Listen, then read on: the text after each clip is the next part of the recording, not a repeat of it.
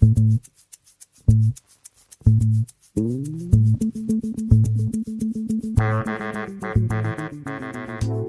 everyone. This is Pat Lynch, and you are listening to the Career Pathways Podcast. Today, we have two special guests, Dr. Kim Crosby and Dr. Maggie Campbell Webb. Oh, I scored points. Yes, we're getting off to a great start. We also have a special guest, not a guest, new team member, running the board. Normally, it would be the legend, Jayson Nichols, also known as Producer Jayson. But today, we have Cheyenne Anderson. You have you mic'd up, Cheyenne. Say hello. Hello. Oh, louder, please. Hello. Oh, man. Ooh, hurt my ears. Okay. But Cheyenne, welcome. Thank you. All right. Well, today we're going to talk about education. All right. And first thing that we always like to kick off is just to get to know both of you a little better, like where you're from and kind of your journey. How did from where you're from to arrive here at Lyon College? And so, you can take turns, or who wants? I will go first. Yes. All right. So I was born and raised in Melbourne, Arkansas, not too far down the road from here, or up from here, I guess. And so I was a Melbourne graduate, high school, go Bearcats. And I decided, well, I kind of already knew. I think as a young child, I knew I always wanted to be a teacher. And so went to school to be a teacher. All my other degrees, undergrad and graduate degrees, are from A-State. So I'm a definite A-State product. Go Red Wolves. I just finished my most recent graduate degree, my doctorate in educational leadership last year. And that kind of started my journey here to Lyon. I came and interviewed and just, fell in love with the campus, fell in love with the program. And I'm also Campbell. So Campbell clan is huge in Scotland. So the bagpipes everywhere. It's just, I don't know, it's become home for me. So go Scots. All right. Well, awesome. Welcome. Thanks. So I'm a Batesville native and lived here as a child until I was 14. And then we moved just up the road a ways to Maggie's hometown in Melbourne. And that's where I also graduated from high school. And then after I was out of high school for 7 years, I came back to Lyon, back to Batesville, and was a student here at Lyon. So I graduated from Lyon. My time here was non-traditional because I was a single mom and I had 3 kids when I was attending school here. So it wasn't the typical kind of college experience that I see most of our students have, but it was a life-altering experience for me. And so after graduation, I taught in the public schools for a while, in a small rural school particularly, that no longer exists because it went away during consolidation after I left that school. So in about 2000, I came back to Lyon and worked with the Apple Project Upward Bound program. And I directed that program for about almost 10 years. And then I made the move to the faculty in teacher education. And during my time at Apple Project, I go to school every 10 years, so I'm due to start again soon. So I completed my master's degree at Harding while I was working for Apple. And then while I was a faculty member, I completed my doctorate at A-State. And so next year I have to start another degree somewhere, I guess. I don't know where. All right. Anyway, so I have a long history with Lyon, and I have my 2 oldest kids are also alums. One now is a public defense attorney in Bloomington, Indiana, and another works here on campus. She's the instructional technologist, and also have a granddaughter who's a student now. So I've kind of experienced Lyon in every way that it's possible to experience it at this point. And I love it here. This is definitely my home. Yeah. Well, thanks. want to, get back to non-traditional students in a Yeah. moment, because that, I don't know, like you, but the ones I've worked with while being here, I just love. Yeah. It just there's a very different perspective in terms of how they approach school and the value they get out of it. That I think when we're all 18 to 22, you just kind of take it for granted. It's just what you did after high school, and you got your parents prod you along and you move in here, versus somebody who's non-traditional, just how they see it so entirely different. Yeah. Or even first-gen students.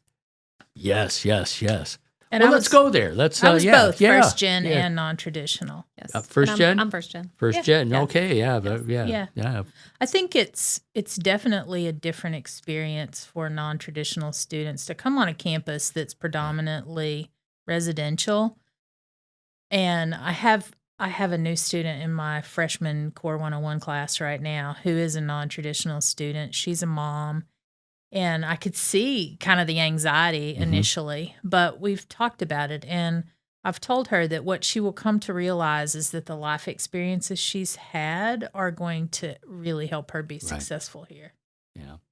Yeah. And they bring, and even when you do like question answers, it's that perspective.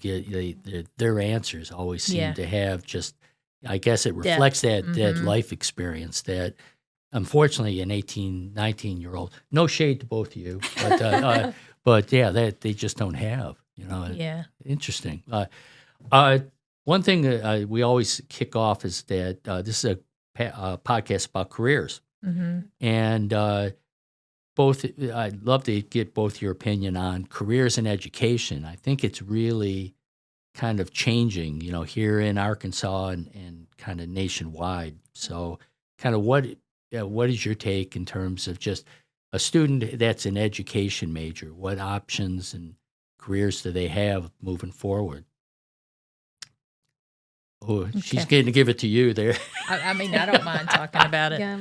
Okay. So we're in an interesting time in Arkansas Right. with the new rules and regulations and legislation. And so it is both an awesome time to be a new teacher because of the salary increase. And it's also a challenging time to be a new teacher because so much is in flux right now. And teaching by itself is a challenge. It is not a job. And anybody who tells you it's just a job is not being truthful with you. It is a vocation. It's a lifestyle. Right. It goes far beyond being a job.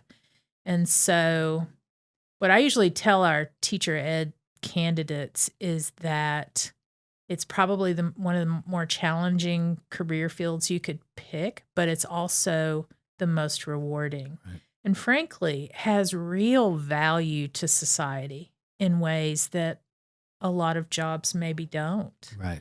So there's a lot of sacrifice, there's a lot of work, there's a lot of tears, but ultimately you are positioning yourself to really make a difference in people's lives. So it's a career that, honestly, when I started my doctorate, I kind of reached a point where my children were grown and I could decide what I wanted to do next, right? So I have always thought that I wanted to go to law school. So I gave that a lot of thought, did a lot of research at this turning point that was like 15 years ago, and did a lot of soul searching and was leaning heavily towards switching careers to law. And then I went to a national education conference and I listened to some speakers there who really reminded me about the value of what I was doing and how much time I'd already spent and just the value of education to our society, to our country as a whole. And after that, I knew, there was no job shift for me. I just needed to double down and dig in and do more with what I'd already started. Oh, Maggie? So, senior year of high school for me, I decided that teaching was not going to be for me because it was not going to pay the bills. I mean, Yeah, that's no, just the reality yeah. of teaching. And so I thought business was going to be my route until I sat in my oral communications class in one of my first semesters of college, and they had us write our own eulogy. And that was a lot to grapple with as like an 18-year-old Right. who had not really experienced death much at all, and for close family members or friends, and that specific assignment changed my whole career path, because I thought to myself, if that one student that you made an impact on was at my funeral, that's all that I needed. And so that's why I decided like education. So I flipped and had to take several courses for a couple semesters to catch back up. Right. But I think like at that point I was making $30,000, as a first year teacher when I went out. And then just recently, I know with Learns, it's like the largest investment in teacher salaries that we've been able to see. And so, I mean, hopefully the positive behind it is that we're going to have more people that really are considering teaching, but just haven't been able to, whether it's non-traditional, whether it's a first gen student, whether it's just anybody that's thought since a little, they were a little kid that that's what I want to be. They might be able to actually afford the cost of living in Arkansas right now by the salary increase. And I think we're seeing it with the number of education majors now, right? Is that the kind of the pay increase in Arkansas leading to I think more that's having students? some impact. Yeah. I mean, it's kind of still early days to know what the impact is going to be. And I will say, honestly, Pat, that most people who become teachers don't do it because of the money. Yeah. Because I don't know that there is enough money to make it worth it. Yeah, because there's always a statistic, like in the, say, call it the public or even private schools, K through 12, how much teachers spend of their own personal funds every year for supplies. Yes, I definitely did that in my 10 years. Yeah, I was involved with a nonprofit, Kids in Need in Atlanta, that we get donated school supplies, and then we had a warehouse in central Atlanta that we would open up to all the school teachers that they could come and pick up what they need. And it was amazing the volume of teachers we saw. It was just that, and it just showed how widespread it is in terms of that they don't have all the just basics, that they need. What is it about teaching that though really is rewarding? What kind of, if you had to kind of say what is that payback that you get? There's so many little things that like really what? matter. I think for me, being able to see whether you want to call it a light bulb come on, but just a student truly get something for the first time, like they've been wrestling with it for weeks or days or what have you, and then they finally understand it, and that's rewarding. I think also just seeing them overcome life experiences that they've dealt with. I mean, in my 10 years, you see several things that I don't know if you want to they struggle with a lot of life, different experiences of some sort, a lot of abuse, a lot of neglect, things of that nature, and I mean to see them overcome that. And one thing that I get to see even here at Lyon right now, one of my students is actually a senior. I had him as a 5th grader and a 10th grader and an 11th grader. And now he's here at Lyon, and I've just got to see him grow up. Yeah. And so I think for me, those are like some of the most rewarding things. It's just seeing them be the people, be the impact on the community or what have you. So I think for me, I've always worked with older secondary and then college level students. So nobody younger than a 7th grader. And I think for me, it's finding those moments when students really begin to understand that they are in charge of their own lives or need to be, and trying to foster that, especially with college students, I think. Because, when you arrive at college, that's your opportunity. That's your golden ticket to figure out who you are, what you want to do with yourself, where you fit in the world. And so I think those are the things that I most enjoy about being a teacher, that and the connections that you build. Right. I mean, I still see students who were in my class. I don't even want to say how long ago it was. We'll just say 20 plus years ago. Right. They're adults. They have real jobs. Yeah. They have children of their own. But when I see them, all of those years just melt away. Yeah.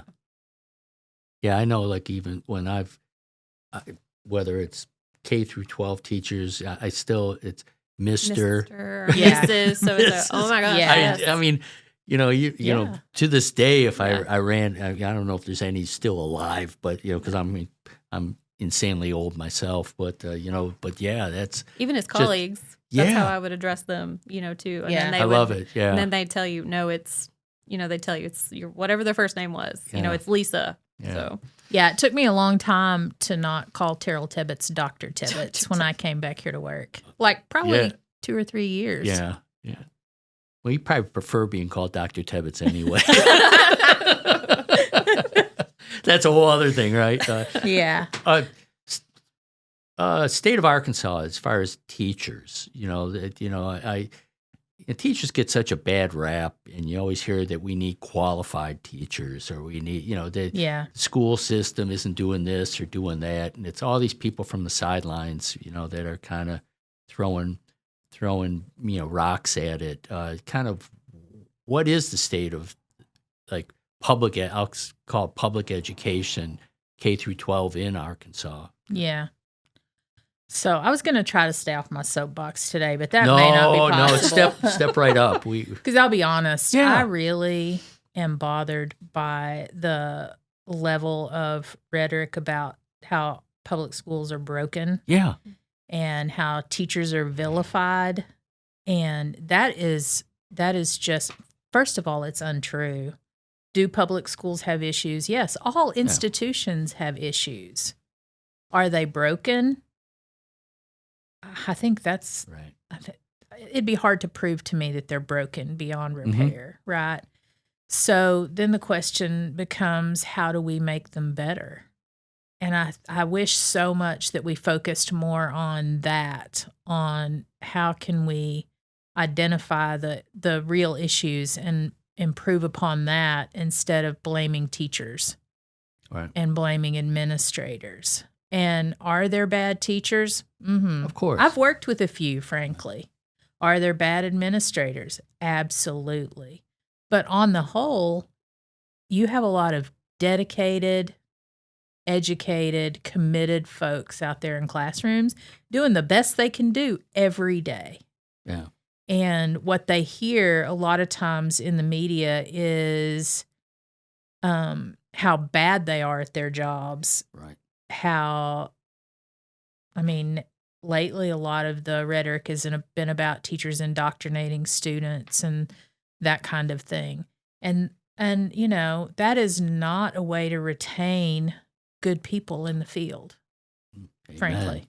Yeah. That's my soapbox. for sure, which leads to a continuation of shortages Yeah. that we do have, whether we have an increase in pay or not. Yeah. Why take the, kind of the public scorn, if you will, because then I'll call it well-intended, but might be otherwise. But here's how are we going to fix education? And then you start saying, well, let's do metrics, let's do testing, let's do no child left behind, and kind of that. What's your opinion? Did that, did it work? Not work? Reasons why? I think metrics have their place. Yeah. Right? We need a way to have some accountability. I don't have a problem with accountability. Right.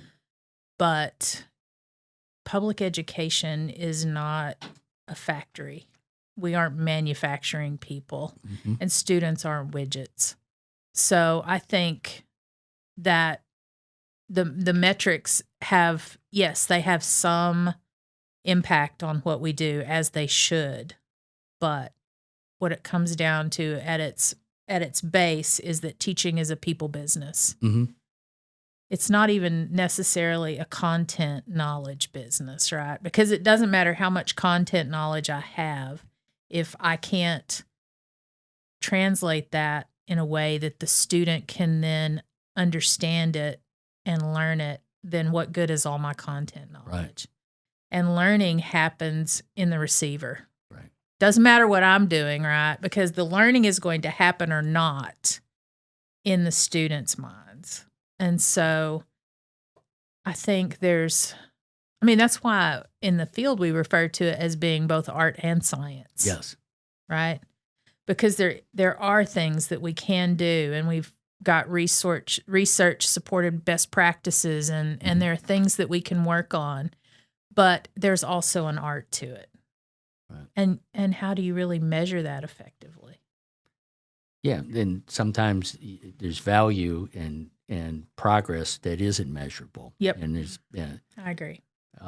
Because one thing, and this is a tip of the hat to both of you as as professional educators teaching people how to become professional educators. As I came in to Lyon, and it was like I'm running career services. Then I get asked, "Well, gosh, you have a background in marketing. Would you like to teach marketing?" And it was like Christmas morning, my daughter being born. It was just like, this is the greatest thing ever.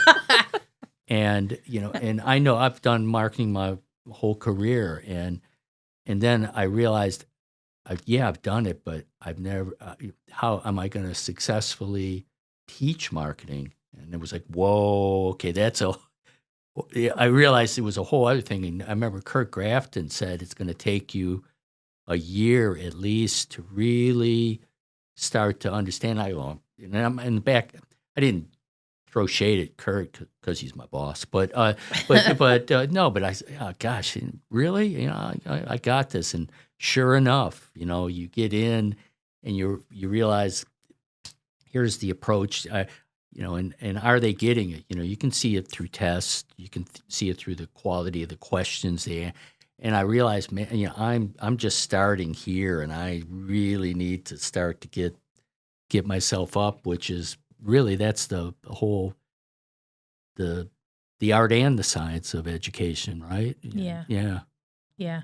And that's why we talk to our teacher candidates about the fact that they don't ever get to stop being learners themselves, right? Yeah.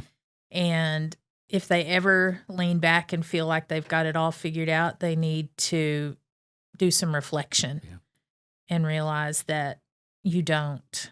And you constantly have to adapt to the students that you have. Right. Because that's what we work with, right? The students that we have, not the students we might like to have. Right.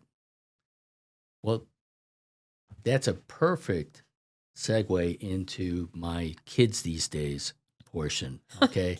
I love kids these days. I'll be honest. Yeah. And this isn't the get off my lawn kind of thing, right. But students we're seeing today, how are they different, or maybe they're not different versus 5 years ago, 10 years ago, going back? Is there anything that's really different in terms of students today and how educators need to work with them? Or has it always been kind of the same challenges?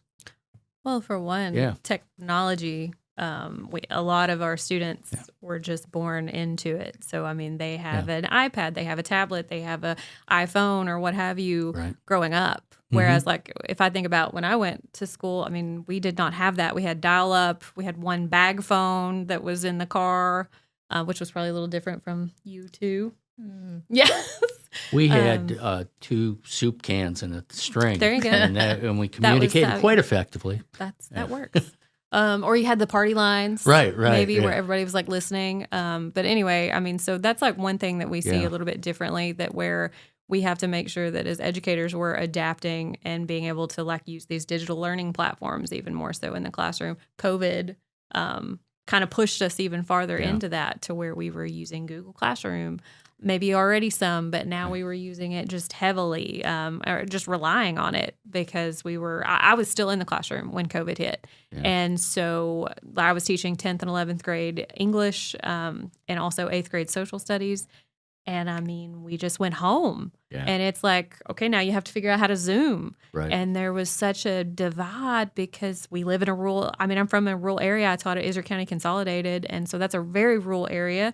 Not all of our students had internet access. And so that created issues. I think there were ways that schools were trying to adapt to that, and they were sending out buses with internet routers and things of that nature to help. But there was no instruction. There was so much instruction lost, from the end of 2020 to, into 2022. Mm-hmm. And that's now what we're having to deal with in K-12 and even in higher ed, because we're seeing those effects with students that we have coming in. With students being digital natives, is there any like anxiety on their part about being away from their devices, even for an hour of class time? There's how you feel when you leave your phone at home and which you feel really bad because we have 2-factor authentication. Thank you, Maya. But yes, we have to have it everywhere we go. Everywhere.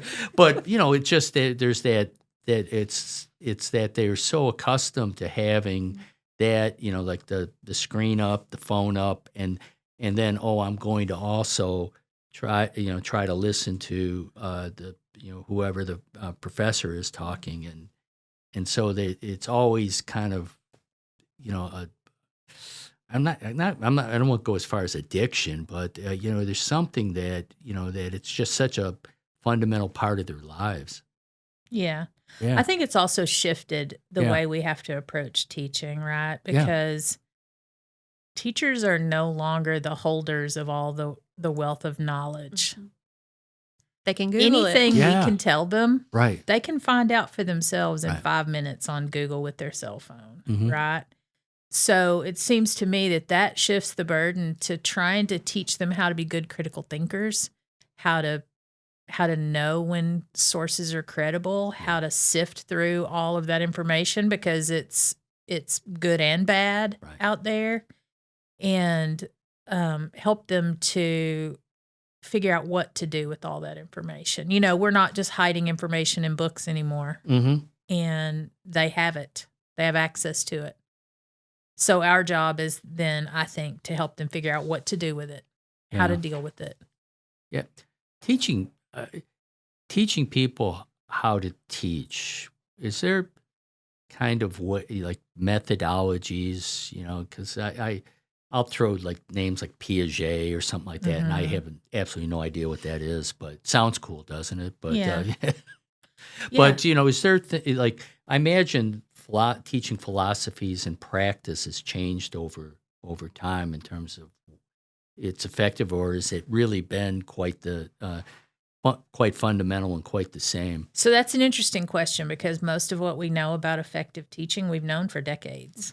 What is it? The problem is translating that in a way that's consistent and long-term into a school environment. Right? Because the tendency is to do things the way you've always done them, or to do things the way you learned from as you were growing up, right? So, there are a few things I think that we've added to it, one of which is a real recognition that we have to be more holistic in our approach, because, believe it or not, students are people, and they're not one-dimensional. Yeah. They're not receptacles for content knowledge, right? And they all come in with different experiences and different backgrounds and different belief systems. And so you really have to be thoughtful about how you utilize all of that in the classroom. But, in terms of the nuts and bolts of it, the lesson planning and what it means to be an effective teacher, I don't know that there's a whole lot that's changed about that. Yeah. What do you think? I wouldn't either. We spoke for a panel last week about disengaged students, and we pulled up research. We pulled up research from the 90s that just showcases things, right? Yeah. It's the same complaints. It's the disengaged students in the 90s, and here's how to deal with it. And so, no, but I think what she kind of hit the nail on the head there, just talking about your own previous experiences and things of that nature, and thinking that through that lens of your students. And so when we have our teacher candidates in there, we have them, oh my gosh, they go through so many different lesson plans in all of our classes. And I think for us, like, we're trying to teach them how, like, to think through, like, they have to, obviously we have to teach standards here in Arkansas. We have a set of standards that we have to teach no matter what grade level or content area you're teaching. And so they have to be able to, like, to know those, to understand those, to break them down, and then think through how the best ways is to do that. But there's, like, so many other components. Like, they have to think classroom management. And, you know, once they finally get out into what we would call, like, practicum or upcoming residency, kind of like our right now current internship, the practice, they really need the practice to really just get in there and figure out, how do I get this across to this group of kids well. So I always argue that you cannot teach any person enough strategies or techniques to make them an effective teacher. Yeah. There is so much more than that. They have to be good critical thinkers. They have to be flexible. They have to bring the attitudes and the dispositions, we call them, into the classroom that are conducive to their students being successful, right? Yeah. Those are the things that are harder to address, but we have to address them because those are the things that separate good teachers from great teachers. And those are the things that keep people in the classroom long term, right? And so we try to teach them all of the techniques and skills that we can. But then we also have to work on those more abstract pieces that are equally, if not more important than the techniques. because resilience is a big one that we talk about, you know. In what way? Well, just, you know, Kim talked about retention a little earlier. You know, typically, like in those first 3 to 5 years, that's when teachers are bailing. Yeah. Because they've just maybe not built up enough resilience to deal with the stress of the profession, but then also all of these things that come with it, whether it is dealing with parents and guardians, dealing with the community, dealing with deadlines of turning in like student absences and grades. And there's just a handbag of things that you have to kind of build up to. And so that's why we stress to our students, you know, to be resilient. And we hope that we are working that into our program to where they are becoming as resilient as we want them to retain them in the classroom for education for Arkansas. Yeah, because it lifts the state. What's your philosophy on grading? Or is there one? You know, grades are overemphasized and overrated. That's my personal opinion. No, really, please. And tell they me often more. have very little to do with actual learning. What do they have to do with? A lot of times it's just a snapshot of what that particular student knew at that particular time about that particular piece of content, right? But that doesn't answer anything about, will that student retain that information? What can that student do with that information? Is there any connection to any kind of authentic context for that information, right? And so we tend to assess in that way, in a summative way. Mm-hmm. And when I think it's much more effective to assess in a formative sense. Mm-hmm. So that the purpose of the assessment is not to hang a grade on someone. The purpose of the assessment is to see where they are and figure out how to get them to the next level. Right. Right. So we spend a lot of time talking with our students about formative assessment and how that type of assessment should drive what you do in your classroom. Right. Right? Because it really comes down to 4 really simple questions. The first one is to figure out what it is your students have to know. Right. What is it they must know when they leave you? The second one is, how will I know if they know it? Yeah. That's assessment, right? The third one is, what do I do if they don't know it? Oh, The fact that they don't know it is that's not the end of the sequence. Right. If you're using assessment in a formative way, right? Mm-hmm. That is your cue that, okay, obviously something went wrong in this instruction and I need to try a different way. Right. But it's unacceptable to just skip on past. And that's the problem with summative assessment. It's a snapshot. We tack a grade on it and then we move on. Yeah. Right? And grades are also so subjective. Yep. To, you know, instructor to instructor, Kim and I could be teaching the same class, and even though we have a rubric, we could potentially still grade it a little differently. And so that's something that we kind of have to think about, because then it makes almost this education transactional. Yeah. And like something that we, both talked about a little bit at the panel last week was just making it more transformational, because like it's not necessarily about the grade, but it's how like student growth. Mm-hmm. And that's even what we try to do within our program too, is just to help our teacher candidates get into that educator mindset and become a better educator. Yeah. Because grading for me is stressful. Yeah. It is not my favorite thing. Yeah. Because it's like, who am I in some ways to be that judgmental? A couple of years ago, we decided to stop having graded assessments for our performance assessments when we go observe students in the field. Right. So instead, we have a sequence where the first time they teach, they video themselves and they have to self-assess using the rubric that we give them. The second observation, they're observed usually by Cheryl Harris, who supervises all of our field experiences for the most part. And then she gives them detailed feedback on what she's observed based on the same rubric. And then for the third one, it's still not graded, but it is a pass-fail observation. Does that mean that if they don't pass it, they don't get credit for the class? No, it means they reschedule. They get feedback, they reschedule, and they try again. Yeah.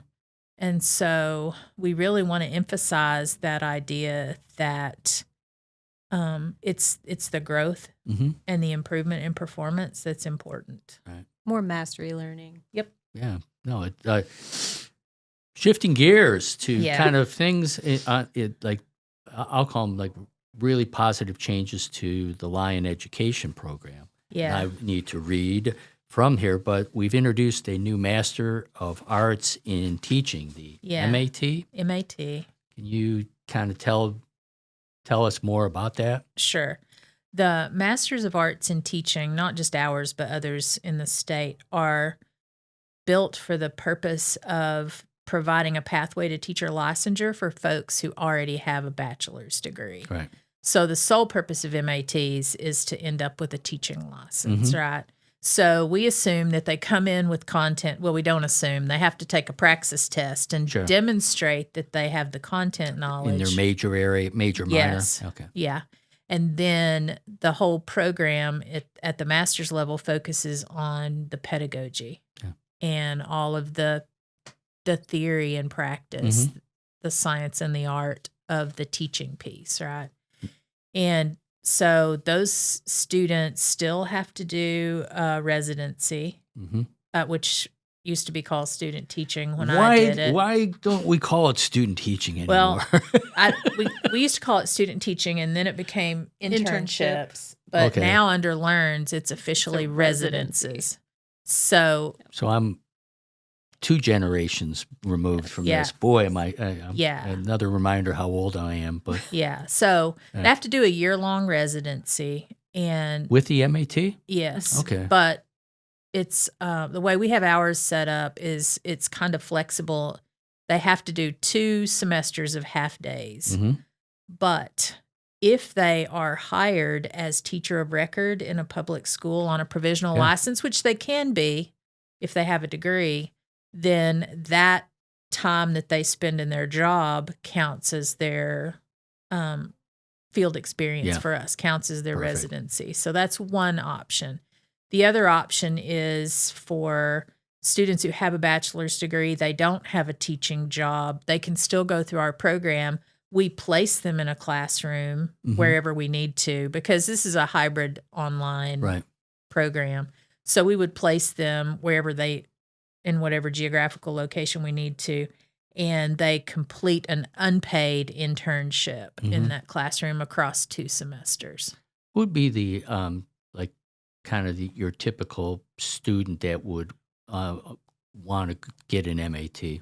So I think for us right now, it's Lyon alums who've already graduated and want to have decided they want to pursue a teaching license. I think in a broader sense, a lot of times it's career changers. Oh, okay, right. Okay. Non-traditional students. Yep. Like Yeah. she kind of mentioned that to begin with. I mean, it's Yeah. you started a path, you have a bachelor's degree in another field, you've worked there for a while, and Yep. now you realize that teaching really can be possible for you, and you Yeah, come do the because MAT. of the change in pay. With an MAT, I know, like in public schools, there's like there's a grade level or a pay level for, BAs. Then there's a grade level Not for anymore. masters.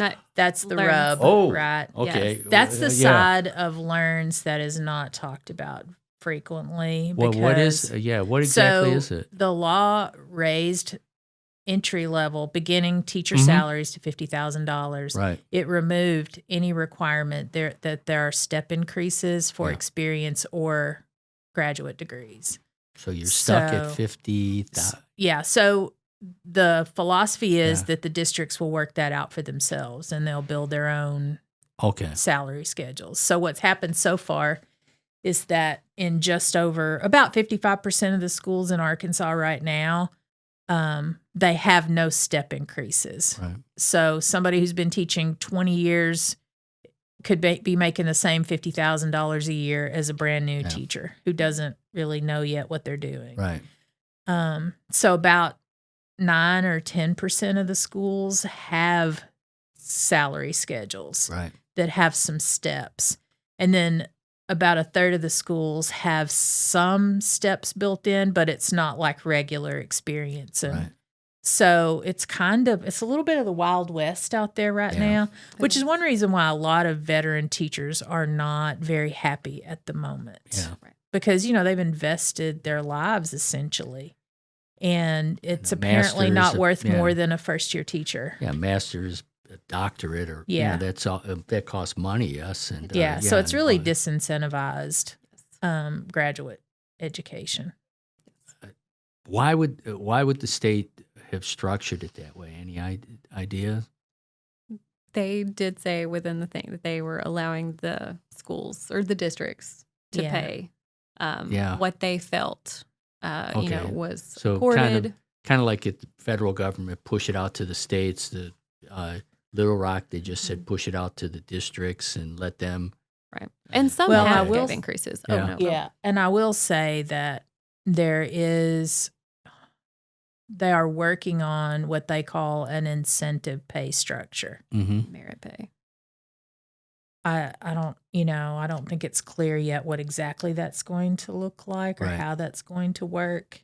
But I think under the current administration, there's a desire to shift from that sort of experience and education based pay raise to something that is tied to some kind of merit, either student scores on standardized tests or So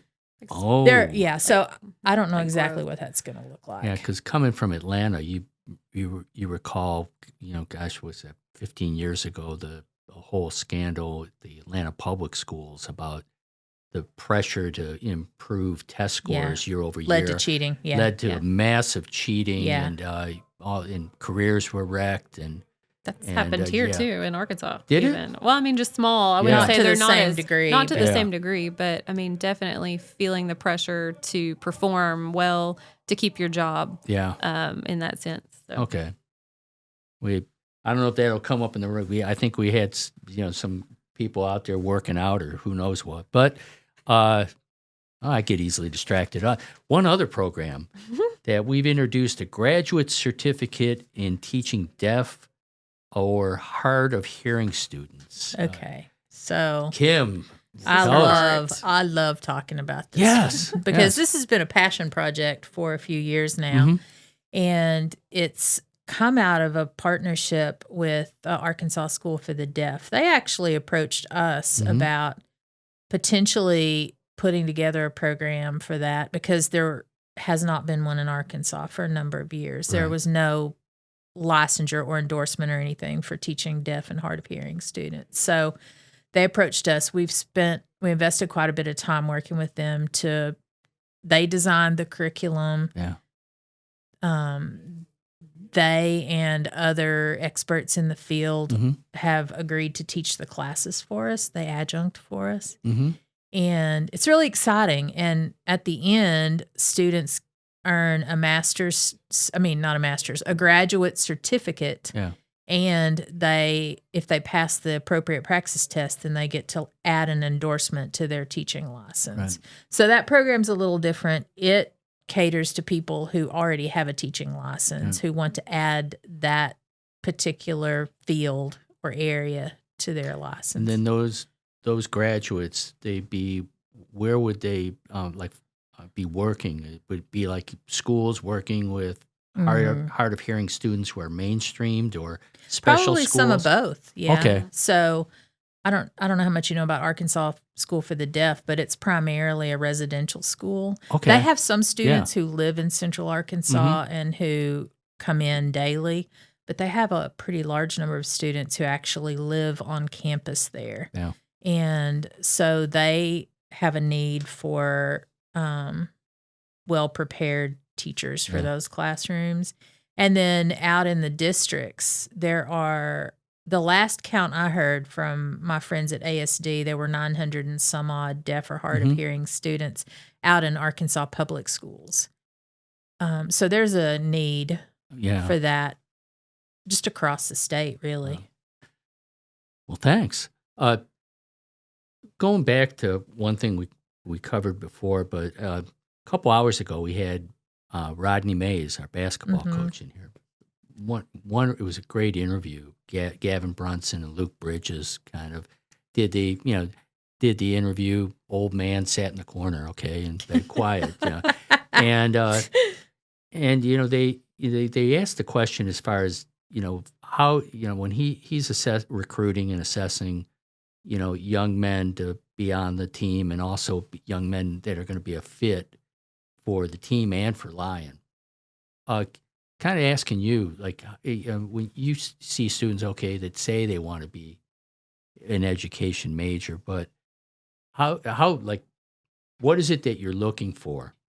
Somebody that, as far as this person, I can tell this person has this, and this, that they'll be an effective teacher, and they'll stay in the business and not walk away. Is there anything that you look at or anything you could comment on? Sometimes you can tell that with maybe conversation. In the beginning conversations of recruitment, because you just see a student maybe with a fire for a passion, thinking about maybe they've babysat, maybe they've worked in the school a little bit as a non-traditional student. Maybe they've been a sub, maybe they've been a para, or like even for our MAT, we might have some students some future students, I guess, that maybe have had they want to do a career change, and so this is for them. So that they've they're thought in it. They've thought it through. They are going to be in it to win it, kind of thing. But I think sometimes it takes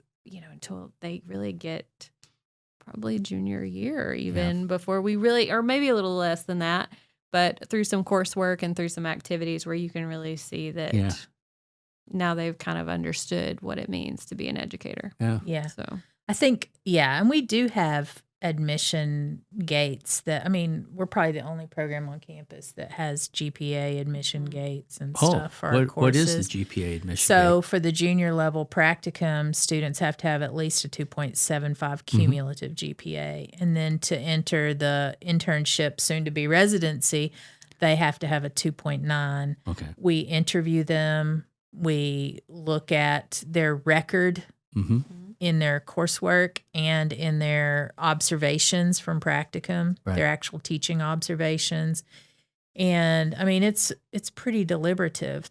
The truth is, though, by the time they get to the internship or residency admissions interview, they've either decided, yes, this is for me and I'm willing to do the work, or no, maybe I need to look for something else, right? So we rarely have anybody apply for admission that is unsuitable because they've already proven that they're suitable by the time they get to that. By doing. And and then our other approach is, we have a lot of students who take the overview of teaching course. It's a sophomore level course. It's our entry course.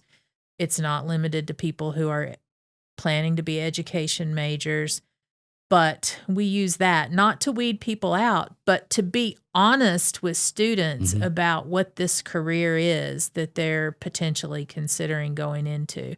And we try to give them as unvarnished a picture of that as we can. Right. And so then beyond that, we're looking for somebody who has a great work ethic, because you can't survive as a teacher if you don't have a great work ethic. Somebody who's willing to take responsibility and accountability for their own learning and for the learning of their students, and somebody who has a heart for it. Yeah, empathy. Yep. Yeah. That'd be a big part, because, you really, you're always being asked that question, what's right for the student in this situation, and it's not always just a clear-cut answer. Generally, it becomes clear to them as they take classes pretty quickly whether or not it's something that they really want to pursue. We don't try to discourage folks, and we don't try to weed people out, but we do try to be honest with them. I think that's a great way to end this conversation. Kim, awesome. Maggie, thank you so much. And thank you all for listening to the Career Pathways podcast. We will have a show every week, so please come and find us on anywhere that you get your podcast and on YouTube. And is Cheyenne ready? Can she fill in, Jayson, for where you can find Career Pathways? Are you ready to do it? Go ahead. If you can do it, you can do it. You can find Career Pathways on YouTube, Instagram, TikTok, and as Pat said, your streaming services for podcasts. So are you telling me I'm about to be YouTube famous? Because that is awesome. Yes, you are. Oh, we always warn. I already warned Maggie that she got to be ready. Be ready for all the fame. The fame and the fans, they're coming your way. Yes. But again, thank you all, and please join us next week for another Career Pathways podcast. Take care. Pat. Thanks for having us.